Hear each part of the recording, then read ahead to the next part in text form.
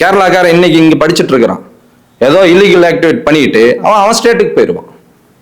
நீங்க எப்படி பிடிப்பீங்க? 4 நாள் அந்த வண்டியை வித்தர முடியும். எங்களுக்கு எங்க வண்டியை சேல் பண்ணோம்னா ஆர்டிஓல நாம்ஸ் படி நான் கையெழுத்து போடணும். வாங்கினேன் வித்தேன் அப்படிங்கிறதுக்கு ஆர்டிஓ முன்னாடி போய் இந்த நபருக்கு நான் வித்துட்டேன், இந்த நபர்கிட்ட இருந்து நான் வாங்கிட்டேன்னு ஆர்டிஓ முன்னாடி சைன் பண்ணணும். இந்த மாதிரி எந்த வழிமுறைகள் இருக்கு பைக் டாக்ஸிக்கு?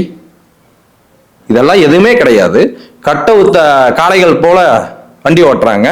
அதுக்கு ஒரு விதிமுறைகளை கொண்டு வாங்கினா கொண்டு வர முடியாது. மீட்டர் கட்டணத்தை சீரமைக்க முடியாது. நாங்க அதை கட்டமைக்கலான்னு பார்த்தாலும் அதுக்கும் வழி தடை போடுறாங்க. அப்ப நாங்க எங்கதான் எந்த சூழலாம் போய் பண்றது? எங்களுக்கு வேணுங்கிற எல்லா நெறிமுறைகளையும் சொல்லியாச்சு. ஏன்னா படிச்ச இளைஞர்களே இந்த தப்பு பண்ணும்போது நேத்து ஒண்ணுமில்ல போய் மனு கொடுத்துருக்குறாங்க. முந்தா நேத்து அந்த மனு கொடுக்கும் போது அரசு அதிகாரிகள் அந்த மனு வாங்குறதுக்கே தடைப்பட்டு இருக்கணும்.